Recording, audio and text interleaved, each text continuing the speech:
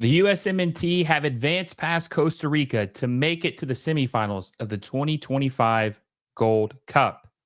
And this game went back and forth. There was adversity. And even though the USMNT didn't look good the entire game, or the whole game, I should say, they were able to find a way to advance, which is something of an improvement for a team because they're showing that they can, even when things are tough or not ideal, they can find a way to win. Costa Rica hasn't lost their last 5 matches. El Piojo is a very good manager, in my opinion. I thought he was good in Liga MX. I thought he was good in with the Mexican national team. And I think he's done a very good job with Costa Rica. This is not a game that I was sleeping on. I thought that we could legitimately lose this game and that we need some big performances by a lot of guys who seem to be Pochettino's favorite starting 11. He loves Freese, Freeman, Richards, Ream, Arfston, Adams, De La Torre, Berhalter, Tillman, Luna, and Ajimong. And hey, if you're enjoying the video, make sure you give it a like down below and subscribe to the channel if you haven't already. We're trying to hit 8,000 subscribers by the end of the Club World Cup. And with your help, I know we can reach that goal. So make sure you subscribe if you haven't already and hit that little bell notification so you never miss any of my videos. Now, back to the video. I think for the most part, most of these guys played pretty well. There were a couple guys we'll talk about who played poorly, who played good. And I want to know what you guys think on who you think was the best performer for the USMNT after this game. But let's talk about stock up, players who played very well. I think Matt Freese played very, very well for the USMNT. I'm a huge Matt Freese fan. I think he's a solid goalkeeper for New York City FC. He is, I don't want to say young, but kind of young for a goalkeeper. Goalkeepers can play for a very long time. He's only 26, 27, so he's still coming to his own. He's only been starting for New York City for 2 years, so I still think he's very raw and has a lot of upside. He played very well in this game. He saved us in the penalties. If it weren't for Matt Freese, I don't know if we win this game. Matt Freese has been very good in goal, and it's because he's in form. It's because he plays on a regular basis, unlike Matt Turner. So he's just more fit, and he's not going to make as many errors, I think, as Matt Turner is going to be. So I think Matt Freese is your 2026 World Cup goalkeeper, and he's the goalkeeper going forward. And I don't see a problem with that. I think he played very well. I think any USMNT fan, if we're being honest, would say that Matt Freese is our best option at goalkeeper right now. Another player that I thought played very well was Diego Luna. I'm a huge Diego Luna guy. You see him on the thumbnail. Diego Luna is the guy, okay? I'm somewhat of a Diego Luna stan. I think Diego Luna has so much upside. He plays with heart. That's what we've always said about Diego Luna. He plays with heart, with grit. He's like a classic USMNT player. He struggled a couple games where he wasn't as crisp or active as what you normally would see with him. But I think that this is one of his better games that he's had for the USMNT in several games, honestly. Maybe even this entire camp, he's probably had his best performance today. And he also scored his first goal. Now, some of you are going to say, did you see the goal, Will? It wasn't like, come on, it was a deflection, right? But still, look, scoring is scoring. And I'm just glad that he was able to find the back of the net because we really needed that goal. We really, really needed that goal in this game. And that is what tied it up. I thought Diego Luna looked good. He was creating chances. He was just playing very fluid. He was, in the final third, his movement is just very underrated. How he gets in space, how he can get open, his passing. I'm a huge Diego Luna guy. We'll see if he makes a move to maybe abroad this summer. Probably will be in MLS the rest of the season. But Diego Luna's stock is very high. And you know that Pochettino loves him. I mean, he starts every game. Like he's a big believer in Pochettino, or Pochettino's a big believer in Diego Luna, and he has proven him right. So you love to see that. Malik Tillman had a great assist, and I think that Tillman probably had a good game, but I think he had one of his worst games this camp. But that's not to say he was bad because he was still good. It just wasn't his best performance. He obviously had the penalty miss, which was, not good. But he still bounced back. I think he played a solid game. Malik Tillman's emergence in this camp and under Pochettino has been huge. We need him to be as good as we see him playing for the Eredivisie and PSV. We need him to be that number 10 we see on a week-to-week basis for club. And I think that he's taken that step to where he is playing like that for the USMNT now. Finally, he is playing up to the level we expect for the red, white, and blue, which is great news. I think that he had a solid game, not the best, but a solid game. I have to give him his props. I think Sebastian Berhalter had a pretty solid game. He wasn't perfect. Now, he obviously missed his PK. I think he maybe was a little nervous. His dad, former USMNT manager Greg Berhalter, and the whole family was watching him. There was a lot of people there. Maybe he was a little nervous. He did skyrocket it over the bar. But I think for the most part, he played very solid. I don't think he was bad at all. Chris Richards was still pretty good. That's another player, like we've mentioned, that has been very solid under Pochettino in an emergence. Arfsen, he is just a crazy erratic player. He's listed as a left back, but he really plays as a left winger.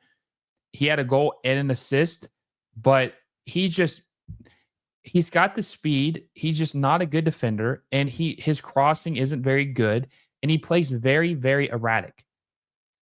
He's got the physical tools to be a good fullback. He just isn't a good defender, and he doesn't really create any solid chances. There were several times he had a cross that was way over anybody's head to be able to finish it. So he plays way too erratic. But I can't say he probably had the best game of his USMNT career tonight. He did. I mean, let's be honest. I think he did. Now, as far as players who played bad, there really wasn't a lot of players that played bad outside of, I thought Ream was okay. I don't think he was anything special. I think, he was just all right, which I guess for a defender, it's better than, giving up a huge blunder. But I don't, I think he showed his age a little bit tonight. He wasn't anything special. I don't think Tyler Adams was really that good tonight. I think he was just okay. And Tyler Adams is going to have to step up. He's got to be that guy, the enforcer in the middle, especially down the stretch if we want to do things against some of these powerhouses. Tyler Adams has got to be one of the best midfielders in the starting 11. Like, obviously, but he wasn't the best midfielder tonight. He wasn't. I mean, you could argue he might have been the worst of the five tonight. That's a problem. He's got to play better. But, we'll see what happens. This is I think his second game starting with this starting 11. So I'll give him time to adjust. He doesn't really know all these guys really well. I think Luca De La Torre was okay. Now, Patrick Agyemang. We got to talk about Patrick Agyemang.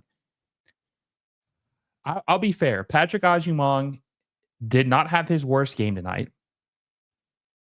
I think his worst game was the last game, but he's still not good enough. He's still not good enough. He's still very awkward with the ball, too many touches. He just seems like he really just panics when he has the ball, but he didn't fall down as much as he normally does, which is a positive, right? It's a positive, but if we're being honest, if we're going to beat some of these bigger teams, your striker has to be able to score. He's got to be able to finish these headers. He's 6'4". He's 6'4" and very athletic. He should be a heading machine. He has got to be able to finish some of these chances. And I know he's still improving, but he's just not there yet. And that brings me to my guy, Damian Downs. I thought Damian Downs, this was the first game I think he's playing a couple matches. This is the first time he's playing a couple matches. And, he had the one chance where maybe he could have ended it in regular time, but he took one too many touches and he should have shot it. And I think that could have been nerves. But, I think that he showed some promise. He made the PK, obviously. I want to see him start because I think his ceiling is higher than Agyemang. And I think that he's only going to get better if you play him. He's not getting better on the bench. And I think that if we want to win this, which we'll talk about in a second, if we want to win this Gold Cup, which I do want to win it, I'm not saying that if we do it, it's oh my God, the USMNT's back. We're here. We're the conquerors of CONCACAF again. I'm just saying that if we want to win this, which we all do, our striker's going to have to be able to score. And yes, he has 2 goals in this tournament, but let's be honest, they're nothing special, right? They're not clinical finishes. They're just okay. You know what I mean when I say we need a striker who can finish. You guys know what I mean. So I want to see what Damian Downs can do because I think he's got more upside. And I think if he plays this team, he could shine, develop, and I think it could be rewarding for this team and give us the best chance of winning and lifting the trophy. So I'd like to see Damian Downs start against I'd like to see him start against Guatemala. which is July 2nd. And I want to talk about this for a second, the path forward and what's going to happen. So obviously, Guatemala shocked Canada today and beat them on penalties. That's a huge upset. You know, USA up, Canada down. Oh, Canada, right? They're down bad after that. So we should be able to beat Guatemala, but weird things happen in CONCACAF. So the USMNT should essentially make it to the final. And then they're going to play the winner of Mexico and Honduras. And I think Mexico's probably going to win that. I would be willing to bet they'll probably win that. So it's going to be a USA versus Mexico CONCACAF Gold Cup final. And I just think we're going to have to play a better, more complete game if we want to have any chance of winning the Gold Cup. We cannot be giving up stupid penalties. And I didn't even mention Freeman, by the way. Freeman had a terrible pass back that just gave the ball away. Like, I don't understand why he didn't whip across and he was playing it back. I don't understand what he was thinking. Now, I know he's young and he's still learning, but some of these decisions, you're just like, what are they doing? I think the fullbacks have just not been good for the entire camp. It's not been good. Not good enough to win anything, right? Need to be better. But if we want to beat Mexico, we cannot be turning the ball over. We have to be finishing our chances. We have to have good striker play. And we just have to play more collectively. And, I've talked to several people about this and how this team is just kind of like a bunch of misfits. Like, they don't really have any gel. There's no chemistry yet, but I think that might be starting to change. But if we lose to Mexico, I mean, that's just sad, honestly. Like, I'm not saying that we're going to thump Mexico, like we're going to beat them down, but I mean, we should expect to win this. I think we have the talent to win this, even though we got some guys out. We know that, but I still think we should win this. I expect to win this. That should be the expectations. Anything else is a letdown. So this has probably been our best game, I think, of the Gold Cup. That's just my personal opinion. I mean, I didn't really put much stock in the group stage. We didn't really play anybody tough except for Saudi Arabia, and we didn't really look that good against them. We were able to battle through adversity, advance through Costa Rica. We're playing Guatemala, chance to play Mexico or Honduras, and the United States should beat either of those teams. So I would say that I feel a little better about the USMNT's chances. And I want to know what you guys think about the USMNT after this game. Do you feel better, worse, the same? Let me know in the comment section down below. But listen, it's never a bad day when the USMNT get a result and Canada gets knocked out of the tournament. I appreciate you guys for watching this with me. Make sure you like this video down below. Subscribe to the channel if you haven't already, and hit the little bell notification so you never miss a video. Until next time, guys, I will see you all soon.